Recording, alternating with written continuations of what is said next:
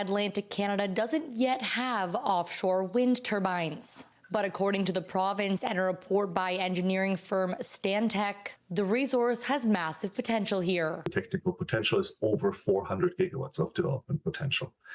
And then the report finds that the build out of offshore wind in the region is not constrained by the offshore wind resource, but it's constrained by the export markets and by the electricity grid that enable us to access the export market. The almost 3-year study on offshore wind in Atlantic Canada focused heavily on the constraints of these projects. The report says Nova Scotia could generate 9 gigawatts of power in existing wind energy areas by 2050, but more if it's producing for other markets. Nova Scotia's peak electricity demand is 2.4.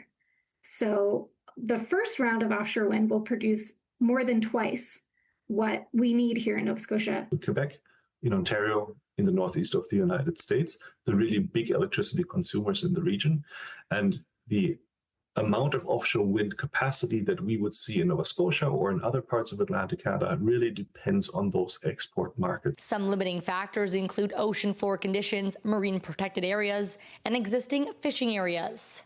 The Department of Energy says the regional assessment for offshore wind found the potential to be more than 60 gigawatts throughout the province's designated wind energy areas. In a statement to CTV News, the department says other studies may use different methodologies that are more conservative, but at the end of the day, everyone agrees it's a vast untapped resource. It's good to have a high end and a low end to our estimates, and in reality, 60 gigawatts was always going to be more than was realistic. It would be like a blanket.